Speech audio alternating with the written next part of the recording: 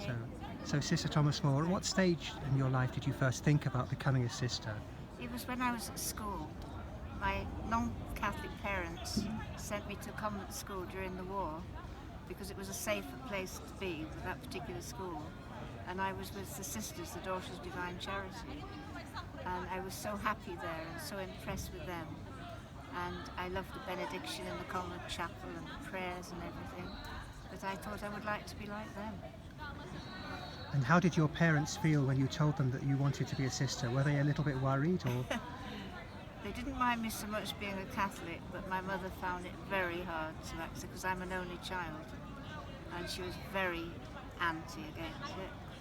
And unfortunately, I couldn't go until I was 21 because I felt I had to be with her and do what she wanted.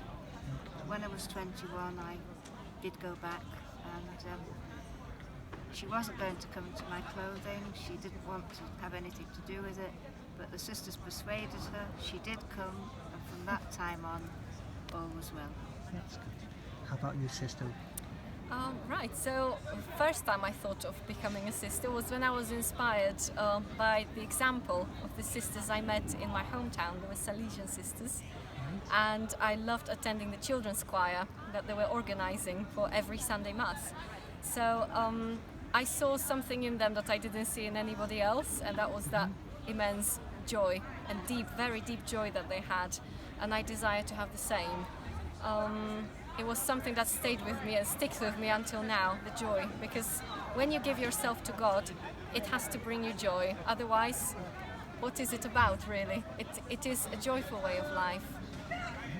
And what was the next question? How did your parents My feel? parents. Oh yes, that was really funny because my dad would never think I wasn't that kind of a girl who would go to the convent. At least he didn't think of that.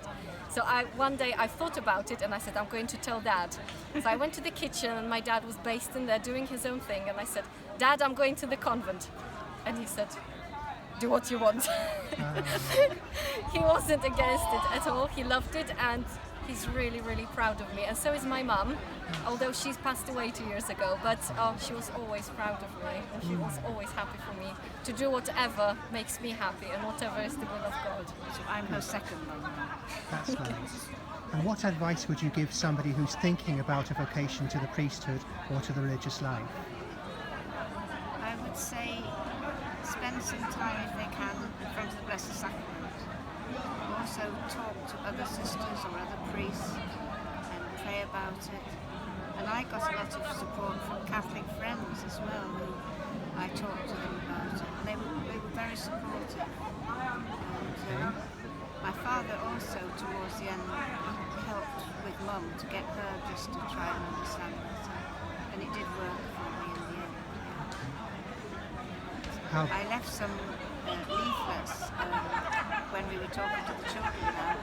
There's some about Is God Calling You, and some prayers, and I noticed that some of the boys have taken them. That's good. So Yes. you never know. Good. Well, my advice would be do not be afraid. Yes. Because there is always that sense, what will happen if I make a mistake? What will it be like? What if I've discerned wrong? Yes. Do not be afraid, because Yes. you just have to take the leap of faith. Very often we don't get a text, we don't get an email from God, we don't get a great big angel saying this is what you need to do. But we have to trust, and if anybody ever feels that they might be called to religious life or to priesthood, they just need to take the leap of faith and try, not to be afraid. Try. Thank you very much. It isn't